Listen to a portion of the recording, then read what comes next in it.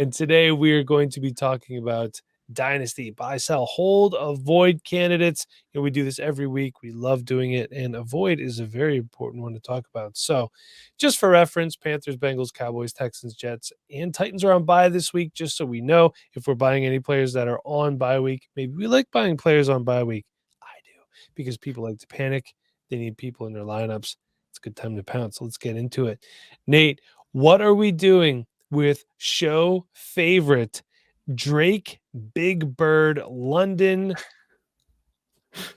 buy, sell, hold, avoid? Oh, I man. think I know where you're going with this. Yeah, I mean, For the record, everybody, I requested this to be put on the show sheet. You are welcome. thank you, Mike. Props to Drake London. He's putting up some points recently, but to start the season, I think we've seen exactly what we were talking about all offseason. This Atlanta Falcons offense is not something you want a piece of. I'm selling or avoiding Drake London, and once again, it's not because I don't like Drake London. It's because I don't like his value. Even with seeing this really rough start to the season, and yes, he has done, decently well over the last couple of weeks, he's still wide receiver 18 on keep trade cut over guys like Jackson Smith and the Jigba, over guys like T. Higgins, who catches passes from Joe Burrow, over DJ Moore, over Devontae Adams, over your boy Nico Collins even. Mike? Blasphemy. I mean, imagine if Drake London was catching passes from CJ Stroud. We'd be all over that, right? Right. Nico Collins out there catching passes from CJ Stroud, and he's creating lots of yards after catch. He's a boundary receiver. He's 6'4". He fits a lot of the same things you people like about Drake London. I'm not about it, Mike. I'm sorry. I still like the talent, but for his current value, I'm selling if I can get that value. If I can get that first plus, we're back to that point. I'm avoiding because of that cost. If I was to buy Drake London, though, because I'm going to say there's situations where I would. If I'm a rebuilding team, because I'm not going to rely on Drake London's production. If I think you're a contending team, you should not be going after Drake London. There's plenty of other wide receivers who are productive and young you can go after at much better value. But if you're a rebuilding team, and for some reason you love Drake London, he's on a contending team, and you might actually have the chance to go get him for a decent value, Tony Pollard is a guy I would be plenty happy moving off for Drake London. If you're a rebuilding team, you do not need that running back production. You need young wide receivers with upside. Drake London has that talent. He has that upside in the future, just not with Arthur Smith, not with Desmond Ridder. We talked about this with Kyle Pitts in the last podcast. It's just not the time, man. Sorry. You're wide receiver 30 on the season, and he finished the season last year as wide receiver 31. For me, I'm going to sell if someone's in on the hype, although you can't really sell a player you have no shares of. But otherwise, I'm going to avoid. You offer me any first-round pick for Drake London, I'm going to take it. And look, he has his truthers. They're out there, and they're loud, and they are proud, and they're going to let you know. But he also only has 6 career touchdowns, 2 career 100-yard receiving games. I could find better value elsewhere. Would you like to hear something crazy, Nate? I would love to, Mike. Curtis Samuel is wide receiver 24, and he was much cheaper to be had. I would much rather put Curtis Samuel in a flex spot than I'd rather put Drake London in a flex spot. Big Bird. Yeah, yep. Big Bird, whatever the heck his name is. Gabe Davis also wide receiver 23 currently. You know who's been consistently solid? Michael Thomas. The man's been scoring like 12 points every single week. And I feel like nobody's talking about the guy. No upside. Because everyone... Solid floor. Yeah. I love having Michael Thomas in my flex spots in a couple of weeks. Yeah, can't beat it. So let's talk about a very good flex candidate, and that is Los Angeles Rams running back Zach Evans. It only took a Cam Akers trade, a Kyron Williams injury, and a Ronnie Rivers trip to the IR for Zach Evans to get some gameplay. What are we going to do with him, Nate? I think I know where you are going, but tell us anyway. Well, Mike, start out telling us, what was the transaction report out of LA today? So they did sign Royce Freeman. All right. And they also signed Darrell Henderson to their practice squad. Does that elicit faith in Zach Evans? No, but it also doesn't not because they do need other players at the running back position. That is a position they do get hurt. They do, but I'm not interested in Zach Evans. I'm sure you could get him for a 3rd round pick right now, but if you have a 3rd round pick and you're looking for a running back, that's not the guy I would go acquire. If we have a 3rd round pick and we're looking for a running back, I mean, I would rather go after maybe Gus Edwards, one of the Ravens running backs. At least they're going to give you 8 points a game. Devin Singletary actually outsnapped Dameon Pierce this past week. He's a guy I would maybe go after. Before Zach Evans, I want guys that I know can be productive. I don't have a lot of faith in Zach Evans, a running back that has constantly underperformed over the past 4 years, 3 years, and not always production wise, but just out of our expectations. He's just constantly underperformed. What has he done that would make me optimistic about this opportunity? Not many things. I'm sorry. I'm a detractor on Zach Evans. Not a fan. Not someone I'm interested in at this point. Usually I'm the guy that hates for no reason, but I'm going to hold and start if I need to, because like I said before the last pod or during the last pod, there's some leagues where I can't even set a starting lineup right now. Injuries, bye weeks, it's just piling up. That's just how it is. The fact of the matter is this: what I paid for Zach Evans, and I drafted him in a lot of spots. We're talking end of the 4th, early 5th round. Zach Evans was there.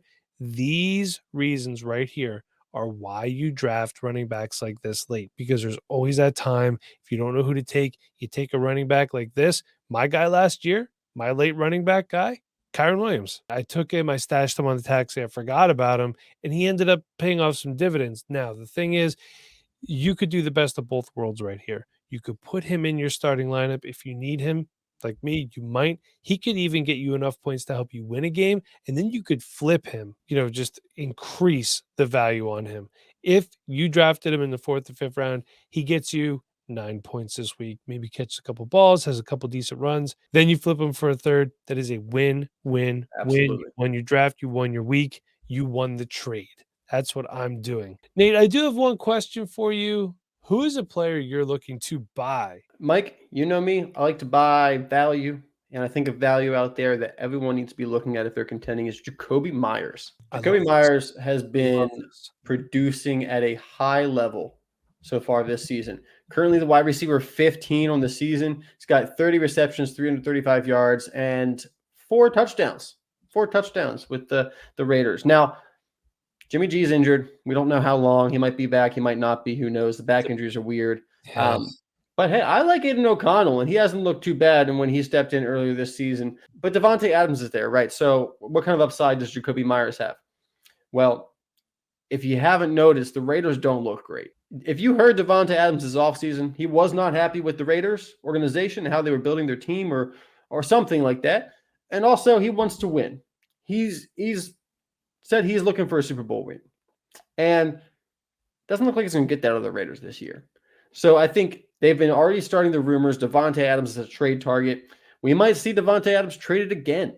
I think Devontae Adams, good chance he's on his way out there. His voice is to pleasures many, many times. So if that happens, you got Jacoby Myers, who's already producing at a high level, who could possibly take over more volume for the second half of the season. I think this guy's a deal right now. You can get him for a single second. You might need to be an early second if you're trying to get him from another contender. But there's probably teams where Jacoby Myers is sitting on a team that is in the bottom half of your league. You throw a second-round pick out there, you're probably getting Jacoby Myers on your team. You put him in your starting lineup. You got a top-producing wide receiver and possibly even more production if Devontae Adams leaves town. For me, I know he's on a bye week, but Dalton Schultz, people want players that are playing right now in their lineup. They see that void. They're willing to move on. Look, he's been consistent, good target for CJ Stroud. He's outperformed players that we liked personally at the Dynasty Rewind that we had high expectations for, like Greg Dulcich, Dallas Goedert, Pat Freiermuth. And, I'd love to say that a second-round draft pick gets it done, but it doesn't, because I'm trying to do that right now. I'm even trying to add pieces to it. But this guy, look, I don't know how to say I feel like a second should get it done, Mike. I don't know how to say your sleeper username, but you know who you are. If you're listening to this podcast, give me Dalton Schultz. Okay. When Keontae Ingram was named the starter, I put him on the block, knew what I had. You showed interest. That means trade door is open. So when I want Dalton Schultz and I'm throwing in all these other nice pieces, you make that deal. You hit accept. You do that. I think if someone's looking for Ingram in a second and they got Dalton Schultz, I think that's a perfectly fine deal there. I was even offering to throw Zach Ertz in on as well, so that if you're giving me this tight end, I'm Sure. going to give you a tight end back who's been pretty productive this That's year. very generous of you, Mike. Yeah, so let's get it done. I think, Nate, you're going to surprise some people with this next one. What are we doing with Colts quarterback Anthony Richardson now? And is that official that they're shutting him down for the season? He's going to have It's not surgery. official. Not official. That's still up in the air as of 8:56 p.m. Tuesday, October 17th. But I know Jim Irsay did say that he's likely done for the year, and Anthony Richardson did come out and say, I'm considering season-ending surgery. Which you think about it, it's probably not a bad idea. Don't injure yourself worse or No. try to rush back. Just get the surgery done and get better for next year. Mike, I'm concerned, and I am too. I am currently avoiding. I Hmm, think there is a world out there where you can go and try to buy low. We've talked about this before. When players go out, you don't try to buy low, quote unquote, in the first couple of weeks that they go out. You wait 6 weeks until no one's talking about Anthony Richardson now. Week 13 rolls around. That's when you go after Anthony Richardson as a buy low. Maybe you throw just a single first out there. Maybe you get it done or something like that. You throw a little bit on top.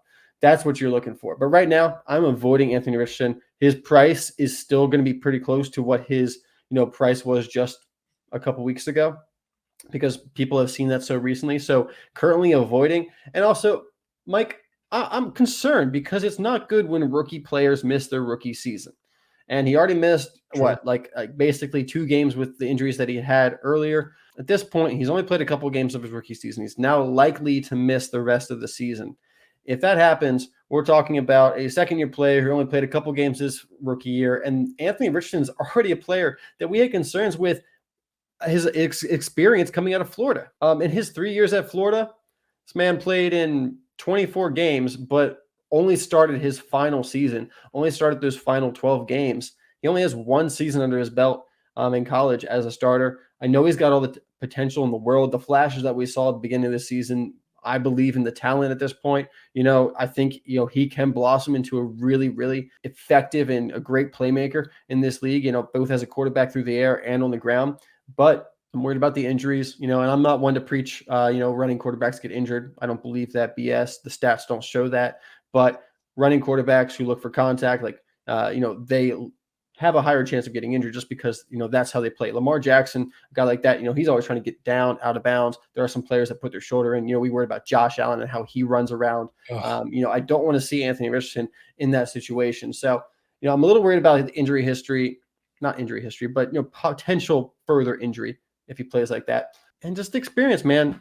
I really wanted to see Anthony Richardson develop. He looked ahead of schedule, but this injury, not great for, staying ahead of schedule, Mike. So currently avoiding. I'm concerned too. However, I am going to hold. I just think it's too early to give up on him, especially when you consider what you've paid to get him. A lot of places, he Yeah. was the first overall pick. Did miss a game with a concussion in week 2, and now he's got this AC sprain. He's already missed 1 game. So the injuries, they're starting the rookie year. We've seen that. I guess my question is he the next Trey Lance? Guy who we knew was raw coming out of college. That's just through my head too. I don't know, but I'm still gonna hold on. Like I said, we're gonna throw him on taxi or on IR. Some leagues might let you put him on taxi now, depending on how they are. I would say buy, but I do think his value is still too elevated for me right at this current second. I'd wait a little bit if I was going to buy, but I'm gonna hold for now. And Nate, who is a player you're looking to sell this week? It took me a couple of years to come around to Ramondre Stevenson, and I finally invested in him in this offseason. And look how he has treated me, Mike. Not very good. Not very well. And at this point, I'm jumping ship. I wasn't into Ramondre Stevenson before. He was producing, and I was like, wow, I'm wrong. I jump over there, and now he's not producing. I understand it's not really his fault. That offense is just putrid. Watching them this past Sunday, Mac Jones is throwing one place, Devontae Parker's running the other way. They're just not on the same page. No one knows what's going on. There's not a lot of talent there, to elevate any of the offensive parts. So there's just not much going for them. And their defense isn't able to hold up like it has been in the past. So Ramondre Stevenson, he's got that competition with Ezekiel Elliott now, who's, actually get him pretty good amount of carries. He actually had a 75-yard touchdown called back on Sunday. So he's still got some burst, still got some ability to compete for those rushing attempts. So Ramondre Stevenson, he's lost some of that volume that, made him so valuable, and he's not getting the efficiency because the offense isn't good. Now, he's still running back 21 on the season because running backs are just so bad. I don't really trust him. I don't really trust the Patriots offense the rest of the season. I didn't mention some guys I would be looking for if I was selling Ramondre Stevenson. Certainly would move him for a first-round pick if I could get that. I don't think you can get that at this point. I would certainly consider moving him for 2 seconds. But some players around his value that, I'd be targeting, I think he's a good player to swap for a wide receiver right now, like Amari Cooper, Terry McLaurin, Mike Evans. Also, if you need that running back production, Alvin Kamara. I think Ramondre Stevenson's long-term value is limited just because he's a running back plus Patriots, plus he only has 1 year on his deal after this. So at best, we get another year after this year with Ramondre Stevenson as the lead back, but he's not even the true, workhorse that he was last year anymore. So more than willing to move over to a guy like Alvin Kamara, who doesn't have, a ton of dynasty value maybe, but I don't know if Ramondre Stevenson does at this point either. You want to talk about another running back that's killing me? I'm getting ready to move on from Najee Harris. I feel like every time I put him in my lineup, it is begrudgingly. And, he's a guy that when you paid to get him or where you drafted him, you got to put him in the lineup, right? And if you don't, he's going to be on the bench scoring and going off. So the best way to avoid that is get him off your roster. Get him out of there. I'll take a mid-24 first if I could get it. Right now, it'd probably be a late 24 first, or looking around at some other running backs. If you could make a deal, if you could somehow get me Rashad White, would be a guy I'd be interested in. He's getting a lot of work. A guy like I just had Jerome Ford even is going to be good rest of the season. We know Nick Chubb is out. Guys like that, I'll take right now over Najee Harris. Obviously, you would have to add something to those players, maybe a second, maybe a third, could be a package. Even Javonte Williams. What are you doing with the running back landscape as a whole? I mean, we got injuries that are just beating down the top tier talent. I know you love talking running backs. I know. Just the general volatility of the running back position. What do you do if you're a competitive team? How do you attack that running back position? Build around a stud, the waiver wire, is your running back? Yeah. Mike, let me read you the current top 12 for running backs in PPR. Please. Christian McCaffrey, no surprise there, at number 1. Raheem Mostert, number 2. That's not as surprising because, we know the Dolphins have a good offense, and Mostert, when healthy, is very, very productive. At age 31, mind you. Yeah. How about that? Travis Etienne, running back 3. I like that. And then running back 4, Kyron Williams. Running back 5, Zach Moss, who just had the guy he was replacing get paid a bunch of dollars, and Zach Moss is still just out there producing. And then you got Devon Achane, who is now on the IR. And we got DeAndre Swift, Bijan Robinson, Tony Pollard, Kenneth Walker, Josh Jacobs, Derrick Henry. So it gets a little bit better there. We see the guys we expect to be there. I don't really like running backs, Mike. Tell you the truth. We need to kind of look at these guys similar to how we're looking at the tight end position. And it's where you have that top 3 or 4, Bijan, CMC, Breece Hall. I still have Gibbs pretty high up there. I still believe in the talent and still believe that the situation isn't as bad as everyone's making it out to be. The running back position, if I don't have one of those top guys, I'm looking for the value. I'm not willing to pay up for any running backs. I did not like Tony Pollard this year, especially because he's 26 years old and everyone treated him like a top 10 running back, which made absolutely no sense to me. Yeah. Travis Etienne, Kenneth Walker, I'm interested in those guys because they're younger. But, if I can't get those guys for value, I just want value running backs because it seems like you can always find value running backs somewhere on your bench, on your taxi squad, on the waivers. You can buy them for third-round picks mid-season. We've talked about building around wide receivers all offseason, and it has really just been shown to be so true with how this season has worked out already. You cannot trust running backs between the injuries, between the games that the NFL plays, with how they're going to structure their committee and how they're going to go back and forth and maybe pay, maybe not pay running backs. We can't trust running backs any more than the week ahead of them. And we can barely trust what's going to happen this next week. I just don't trust running backs. I trust wide receivers to be, more predictable. And because of that, I'm building around wide receivers. I'm avoiding running backs and just picking up the values where I can. Trying to stock up on a lot of secondary running backs. If I have 5 secondary running backs who are kind of the 1B or the 2 in their backfield, guys like Antonio Gibson, who's starting to come back around a little bit, those guys I can usually stream, make it work if I have strong studs at other positions, which is how I like to build my teams. Yeah, so I think my new strategy is going to be similar to you. I'm going to call it zero-ish RB. That's hero running back. I can tell you that right now. What? Looked ahead. I looked ahead.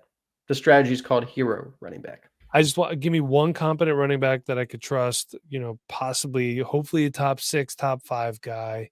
And I'm just going to build around wide receivers and quarterbacks. I love tight ends, but man, that position's been pretty brutal this year. Injuries have a lot to do with it. I'm still going to take stabs on late round running backs. Zach Evans, Kyron Williams, guys I talked about before. I'm going to be active on the waiver wire, picking guys up when I can, dumping guys, flipping them, turning over the bottom of the roster. That's what I think I'm going to do from here on out with the running back position. I think it's something that has to be considered. So now I want to talk about, are you willing to buy big on a top running back? A guy like a CMC or anyone like that. I typically don't personally, and I'll tell you why. The Austin Eckler trade I made with you last year, and it seemed like a really good idea at the time. I can't fault my thought process there. I was trying to go for it, and it just didn't work out. Now I have Austin Eckler. Nobody wants him, but there he is being injured all over my team. Did have a decent week this past week. That being said, if I have a real shot here and I got the capital and I could land CMC, even Mostert, who's probably going to be a little bit cheaper than CMC, I would imagine. So I'm going to do it. I'm going to pay multiple firsts for Christian McCaffrey right now and a first or a mid-round pick, a first plus a mid-round pick for a guy like Raheem Mostert. Just because taking a chance didn't work out for me once doesn't mean that I want to stop trying. I'm not going to just be complacent. What about you, Nate? Yeah, I like we always go back to, I like the values. A top running back value right now is Jonathan Taylor. Jonathan Taylor, yes, Zach Moss is going off, but Jonathan Taylor just got paid. When running backs get paid, that means they have more years of production. This has actually worked out pretty well for Jonathan Taylor, all in all, yet he's still being devalued. He's still not even in the top 5 running backs on Keep Trade Cut. He's still accessible at this point. He hasn't taken off and created that huge production that we've seen yet. But the Colts weren't going to just throw him into the fire, especially with Zach Moss producing. They're ramping him up. So there's still the buy window for Jonathan Taylor here. You can get Jonathan Taylor for a first-round pick plus. You can possibly get Jonathan Taylor for a first-round pick, maybe a James Cook. That way you're giving some production of the running back position back. Maybe it's a Kyron Williams. Some people, not myself, sorry, some people, but other people than myself value him quite highly. Maybe it's even a DeAndre Swift in a first-round pick because DeAndre Swift does not have a contract after this year at this point. Yeah. Jonathan Taylor does. The Colts are going to have to ride Jonathan Taylor for the rest of the season with AR out, which means Jonathan Taylor is probably going to end up being a league winner. And he's a guy that's going to be a top running back for the next 2 or 3 years. So I'm really excited to go after Jonathan Taylor right now. A first-round pick and a productive player is what it's probably going to take. But he's still a value right now. He's still someone that you should be knocking on the door for. I love it. Then let's one last one, Nate. I'll go first on this one. Who's a running back you're targeting for production on the cheap? Talked about him before. Jerome Ford. Here's why. I've seen some trades on DLF's Trade Finder where he's going for a single second, multiple thirds, and I even saw one trade where he went straight up for Darnell Washington. Okay. I understand it was a tight end premium league, but what has Darnell Washington done this year besides be very big and get in the way? Do we have any idea? I'm going to look it up. I think that's probably most of it. I mean, Frymuth was out, so he had some opportunity. So Darnell Washington has 1 catch for 10 yards and 1 first down this season.